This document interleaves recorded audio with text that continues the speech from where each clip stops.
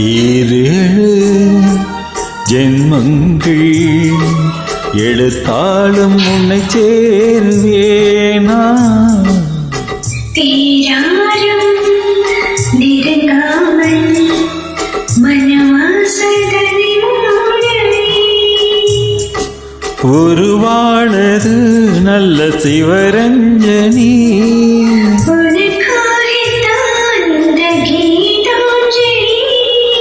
ராகங்களின் நாளாவணை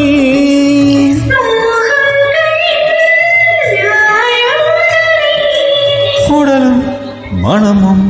தழுவும் பொழுதில் உருகும்